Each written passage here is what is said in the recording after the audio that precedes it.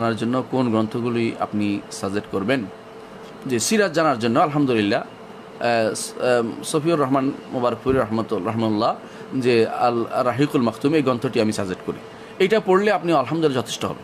এর বাইরে আপনি অন্যান্য সিরাত গ্রন্থে অনেক তথ্য পাবেন যেগুলি খুব বিশুদ্ধভাবে আসেনি। হ্যাঁ, অনেক সময় দুর্বল বর্ণনায় পরিপূর্ণ, অনেক সময় দুর্বল। হ্যাঁ,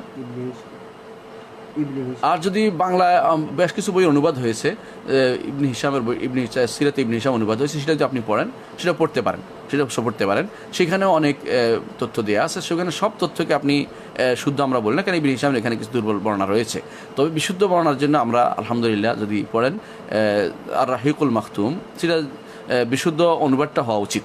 হ্যাঁ, দুর্ভাগ্যবশত যারা দেখেছি অনেক কোনো মানুষ অনুবাদ করেছে যেগুলো তারা নিজেরাও বুঝেনি, তারা ইংরেজি থেকে অনুবাদ করেছে, ইংরেজিতে এক ভুল করেছে, আরবিতে বাংলা করেছে আরেক ভুল করেছে, অনেকে থেকে উর্দু থেকে অনুবাদ করেছে আরেক ভুল করেছে। এই জন্য যারা বিশুদ্ধ অনুবাদ করেছে এরকম লোক থেকে দেখে, বিশেষ করে যেটা শেখ সফিউর রহমান মুবারকপুরি রহমতুল্লাহ আলাইহির তত্ত্বাবধানে হয়েছে অনুবাদ, সেটা আমি যতটুকু জানি ভারতীয় অনুবাদটা হয়েছে, এবং বাংলাদেশে সম্ভবত কোনো দাহিদ অথবা দারুসালামত জানি না, তারা হয়তো সেটা প্রকাশ করেছে, তাদের থেকে সেটা আপনি সেটা পড়ে সেটা নিয়ে পড়তে পারেন। সেটা খুব ভালো সিরাতের জন্য।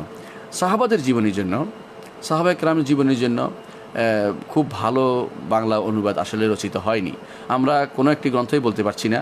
যেগুলো আছে, যেগুলো ভালো মন্দ মিলিয়ে আছে, সেগুলো আপনারা জানেন, ভালো মন্দ মিলিয়ে আছে। দোয়া করি যেন ভালো গ্রন্থ বের হয়।